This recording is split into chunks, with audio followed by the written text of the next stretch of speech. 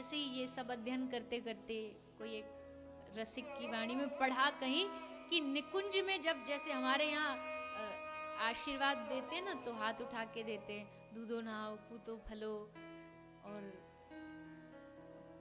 पुत्र देवो भव पुत्री देवो आदि आदि। निकुंज में क्या आशीर्वाद देते होंगे? जब श्री राधा रानी को कोई आशीर्वाद मांगता है तो क्या आशीर्वाद देती हैं?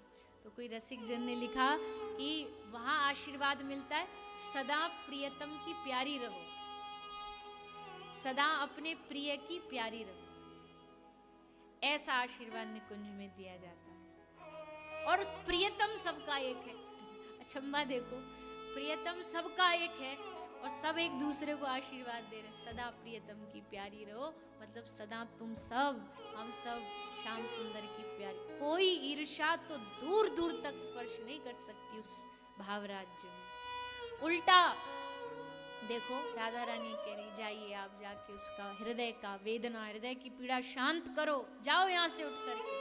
ठाकुर जी को चिंता हो रही कि मैं कैसे जाऊं ये अकेली, राधा रानी कह रही नहीं, आप जाइए। ये है श्री राधा रानी की कृपा। क्या समझे क्या समझाएं इस कृपा के बारे में, ये शब्दों का विषय नहीं है, ये उनकी कृपा का ही विषय है।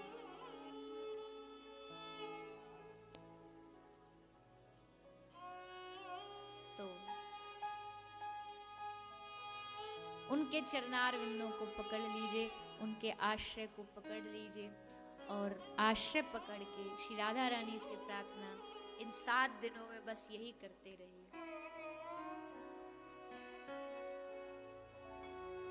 बड़ा प्यारा भाव है, मुझे याद है पिछले साल गाया था जब राधा रानी का चरित्र, उसके बाद गाया ही नहीं। तो इन 7 दिनों में बस एक चीज कहते रहिए राधा रानी से। क्या कहेंगे? मई हो राधे करुणा दिखा दे, भटका बहुत हूँ राधे अपना बना ले। बार बार महापुरुष कहते, एकाध जन्मों से नहीं, कितने कितने असंख्य जन्मों से भटक रहे हैं, इसलिए देरी करो ना अब भानु की दुलरिया। संग संग में ये भी कहा है कि ये तो सोचने की बात है। एक भाव ये भी है कि कृपा तो उनकी हो चुकी है, नहीं होती तो बिना उनकी कृपा के कौन राधा नाम बोल सकता, कह सकता, इस ब्रज में आ सकता, राधा रानी के बारे में सुन सकता। पर उसी कृपा में भी फिर संतुष्टि नहीं रख लेनी चाहिए कि बस हाँ हो गया, काम बन गया, अब इससे आगे कुछ नहीं। आगे अभी बहुत कुछ है, बहुत कुछ प्राप्त करना है सबको, और उस प्राप्ति के लिए बस उनका नाम, उनके शरणागत होकर के जब श्री राधा रानी के नामों का उच्चारण करेंगे, उनकी गाथाएं, नाम उच्चारण में रुचि कब आएगी? जब उनकी लीलाओं को, उनके नामों को सुनेंगे, उनकी गाथाओं को सुनेंगे तो मन में रुचि जागेगी कि क्यों हमें भगवान नाम, राधा नाम लेना चाहिए, और तब फिर यात्रा आगे बढ़ेगी। ये यात्रा बढ़ती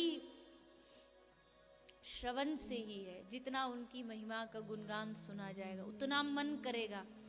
अब किसी को पता चल जाए कि यहाँ पर इतना कीमती हीरा दबा हुआ है, उसकी महिमा पता लग जाए, तो पाने के लिए हम दिन रात एक कर देंगे कि बस कैसे भी वो मिल जाए। बस वही हीरा जो है, वही रतन जो है, वो राधा रानी। ब्रज में रतन राधिका गोरी, किसी दिन इस भाव को भी गाएंगे। तो ब्रज की रतन है राधा रानी, और वो मणि प्राप्त हो गई, उसको पाने के लिए फिर कोशिश में, प्रयास में लग जाइए, देरी नहीं, देरी करो ना। अब वैसे तो हम कह रहे राधा रानी से, और असल बात तो ये देरी उनकी तरफ से है ही नहीं, सारी जो देरी वो हमारी तरफ से है। हमारा ही मन अभी उस ओर नहीं जा रहा, इसलिए देर हो रही है। जिस दिन चला गया सो तो कृपा की भंडार है, तो कृपा तो बरसनी बरसनी है। तो ये भाव रखना 7 दिन तक की, हे श्री राधा रानी हम पे कृपा करो, और कृपा इतनी करो कि वह जान जाए आपके नाम की महिमा, आपकी महिमा समझ आ जाए। ए मन बड़ा चंचल है, कैसे तेरा भजन करूं, जितना इसे समझाऊं उतना ही मचल जाए। पर महापुरुष कहते मन से ज्यादा सामर्थ्य राधा रानी की, मन से ज्यादा शक्ति है राधा रानी में। मन अगर बलवान है तो राधा रानी की कृपा उनसे भी ज्यादा बलवान है। वो जैसे बाबा तुलसी ने कहा कि प्रभु कृपा डोरी वंशी पद अंकुश, कृपा की डोरी बना के खींच लीजिए अपनी ओर, ऐसे ही श्री राधा रानी हमारा मन अपनी ओर खींच लीजिए। आपके ही भरोसे, आपकी शरणागति से ये प्राप्त हो सकता है। तो ऐसी हमारी कृपामयी श्री राधा रानी है। ये राधा श्याम सुंदर की रस में जोड़ी है, और जैसा कहा ये किसी की बनाई हुई जोड़ी नहीं। एक समय विहरत वन माही कियो मतो विव ध्रुव की छाई, यह निज रस कीजे विस्तारा, रसिक जनिन को अति प्यारा, तब नंदलाल वृषभान किशोरी, रसिकन हित प्रगति यह जोरी। ये जो जोरी है किस लिए प्रगति है? रसिकन हित प्रगति, रसिकों के लिए ही प्रभु प्रगट भये हैं, ताकि रसिक जनों का जो रस है वो और विस्तार हो, उनका रस में और मन लगे। इसलिए इस प्रिया प्रीतम की सुंदर जोड़ी को हम सब श्री राधा रानी के नामों को, उनके गुण लीलावलियों को चर्चा करते रहेंगे। अभी तो 7 दिन है, आज तो प्रथम दिन है, बस थोड़ा सा भूमिका है। आगे श्री राधा रानी की अनेका लीलाएं हैं जो श्याम सुंदर के साथ, मान लीला कैसे रूठती है राधा, रूठने में भी कितना रस है।